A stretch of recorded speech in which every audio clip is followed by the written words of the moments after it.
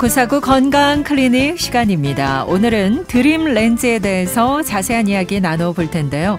그 외에도 다양한 안과 질환과 관련해서 궁금한 점 있으신 분들 단문 50원, 장문 100원, 샵 0949번이나 보이는 라디오 유튜브에서 부산 교통방송 검색하셔서 들어오시면 채팅창을 통해서도 궁금한 점 남겨주시면 되겠습니다. 눈시원 안과 이현석 원장 모셨습니다. 원장님 어서 오세요. 네, 안녕하세요. 반갑습니다. 반갑습니다. 자, 드림 렌즈에 대해서 오늘 상세하게 알아볼 텐데 이게 이제 근시나 난시를 교정하는 그런 렌즈를 말하는 거죠? 네, 맞습니다. 요즘 뭐 보급된 지가 많이 돼가지고요. 네. 이제 특히 그 아이들 이렇게 기르신 학부모님들, 어머님들은 이제 많이 좀 알고 계신데 저희가 이제 그 근시나 이제 난시를 교정한다고 얘기를 했을 때 네. 어른들이 시력 교정하는 개념하고 이것은 조금 다른 게 뭐가 네네. 있냐면 이 드림 렌즈가 성장기 아동들에서 저희가 치료할 때 주목적은요. 물론 렌즈를 꼈을 때 다음날 아침에 이제 안경을 안 껴도 시력이 잘 보이는 시력 교정 효과가 있지만은 네. 그것보다는 아이들의 근시는 계속 성장을 해요. 네네. 그러니까 이제 만약에 초등학교 저학년 때 근시가 시작을 됐는데 거기에 대해서 저희가 적절하게 이제 그 다른 대처 방법이 없다 보니까 성인이 됐을 때는 이제 근시량이 너무 늘어서 고도근시로 가게 되거든요. 그렇죠. 그런데 이 고도근시로 가게 되면은 물론 이제 안경이나 컨택트 렌즈로도 교정하기가 힘들어지지만 시력 교정 수술을 받으려고 그래도 제약 사항이 워낙 많아요. 네. 그다음에 다른 눈의 합병증도 많이 오기 때문에 문제는 이러한 고도근시까지 진행되는 근시를 우리가 어떻게 막아줄까 하면서 연구했을 때 가장 현재까지 유일하게 이제 시도되고 있는 이 방법이 이 드림 렌즈라고 하는 것입니다. 그냥 이 드림 렌즈가 이제 잘 때 끼는 그런 렌즈를 말하는 거잖아요. 그렇죠. 이제 이 그 근시를 막아주는 이 드림 렌즈의 그 작용 역할이 뭐냐면은요. 이 근시라고 하는 것이 이제 성장기에 눈이 조금 이제 뭐라고 말할까요? 정상적인 크기보다도 조금 더 커지는 경향을 가질 때 저희가 근시가 진행된다고 얘기를 하거든요. 네. 그러면 드림 렌즈의 작용은 이 커지는 눈의 각막을 자는 동안에 이 조금 약간 딱딱한 하드 렌즈를 넣어줌으로써 네. 이게 조금 뭐라고 말할까요? 좀 막아준다고 얘기를 해야 되나요? 네. 저희가 표현이 좀 그렇지만은 좀 저희가 신발을 좀 타이트한 걸 신으면 네네. 왠지 좀 발이 이렇게 꽉 조이는 느낌이 드는데 네. 그렇게 함으로써 뭐 표현하자면 발이 이제 과도하게 성장하는 걸 막는 느낌, 이러는 그 느낌처럼 그런 원리군요. 예, 근시가 진행되는 것을 조금 더 이제 그 딱딱한 그 렌즈를 통해서 밤에 눌러줌으로써 이게 너무 이제 많이 이렇게 진행되는 근시를 이제 막아주는 이런 기전을 가지고 있죠. 그렇군요. 자, 드림 렌즈에 대해서 이야기 나눠보고 있고요. 앞서 대구 부산고속도로 부산 방향 가곡 터널 출구 지점 화물차 단독 사고 조금 전에 처리가 모두 되었네요. 기관 제보 참고하시길 바랍니다. 그렇다면 이 드림 렌즈라는 건 성인보다는 이제 뭐 학생 시기에 그 효과를 더 볼 수 있는 거잖아요. 이 적정한 때는 언제일까요? 근데 이제 참고적으로요.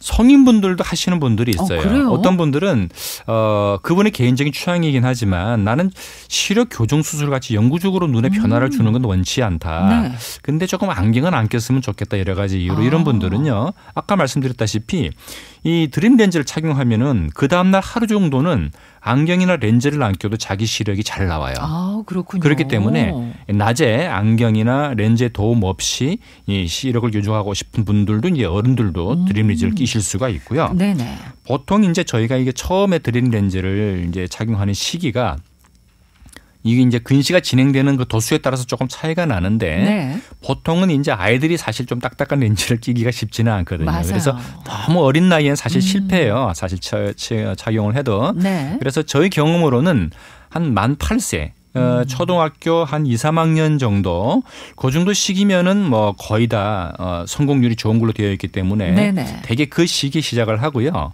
참고적으로 이제 근시가 아주 처음에 조금 나타날 때부터 바로 하지는 않아요. 아하. 저희가 초기 근시에서 중기 근시로 넘어가는 그 시점에 대개는 이제 드림 렌즈 치료를 시작하도록 권유를 드리고 있어요. 그렇군요. 0701 애청자가 저희 아들은요, 초등학교 3학년 때부터 드림 렌즈를 사용하기 시작해서 지금 고등학교 1학년인데 잘 사용 중입니다. 혼자 끼고 빼고 다 할 만큼 잘 사용하고 있는데 앞으로도 계속 드림렌즈를 낄 생각인데 이렇게 오랜 기간 사용해도 괜찮을까요? 라는 질문을 주셨어요.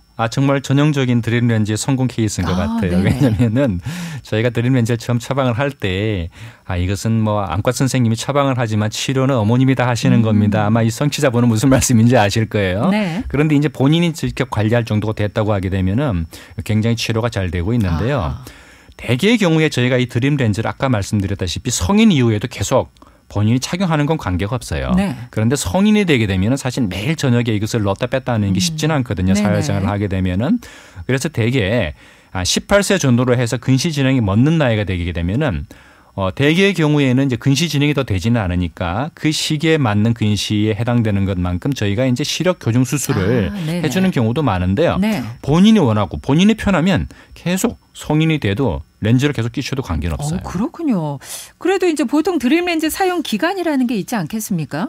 네, 렌즈가 이게 이제 매일 넣었다 뺐다 하는 그런 렌즈가 있고요. 네. 또 그 여러 가지 이제 오염 가능성도 있고 또 사실 이걸 세척하는 과정에서 약간 렌즈의 변형이 올 수도 있거든요. 네네. 그래서 일반적으로는 저희가 보통 한 2년에서 3년 정도 사용하시면은 뭐 잘 사용하는 거라고 볼 수가 있고요. 네. 그리고 어떤 경우에는 이제 근시가 너무 그 진행이 빠른 경우에는 렌즈 치료를 해도 조금 근시가 더 진행되는 경우도 있어요. 이런 경우에는 저희가 렌즈 디자인을 조금 더 많이 누르는 디자인으로 바꿔야 되는 경우가 있는데 그런 경우에 한 1년 이내에도 바꿀 수는 있어요. 그렇군요. 지금 뭐 0701 애청자 같은 경우는 잘 사용을 하셨다라고 말씀을 해 주셨습니다만 그래도 아무래도 잘 때 보통 한 7, 8시간씩 계속해서 렌즈를 이렇게 끼고 있는데 혹시라도 안전에는 문제 없을까 이런 걱정을 하시는 분도 계실 것 같아요. 네, 뭐 당연히 그런 걱정하실 겁니다. 네. 그리고 이제 드림렌즈 자체는 눈 안에다가 이제 그 의료기구가 장착이 되는 건데 당연히 미국이나 우리나라의 식약청에서 사용 허가는 다 받은 안전도의 기본은 되어 있는데 중요한 것은 그러나 이것은 꼭 그 안과 선생님의 정기적인 관찰이 필요한 거예요. 왜냐하면 이게 표면에 눈에 이렇게 약간 누르는 작용을 하고 있기 때문에 그 미세하게 그 눈의 표면에 약간 그 상처 같은 게 날 수가 있고요. 그리고 이제 렌즈를 관리하는 과정에서 세정액이나 이런 것으로 인해서 여러 가지 알레르기 반응 같은 것들이 올 수가 있거든요. 그렇기 때문에 사실은 렌즈를 착용하면서 정기적인 검진을 잘 받으시고 그다음에 이제 저희가 병원에서 여러 가지 말씀드리는 좀 주의사항들에 대해서 숙지를 하신 다음에 그런 증상이 있을 때 안과 진료만 바로 받으신다면은 전혀 안전에는 걱정을 안 하셔도 됩니다. 그렇군요. 드림렌즈 착용을 마친 후에는 다른 시력 교정 수술 뭐 다 받을 수 있는 겁니까? 네, 그렇습니다. 결국 저희가 이제 드림렌즈 치료를 하는 주목적이 어느 정도의 저희가 안전한 시력 교정 수술을 받을 수 있을 정도까지만 근시를 예방해보자 하는 그 목적도 굉장히 크거든요.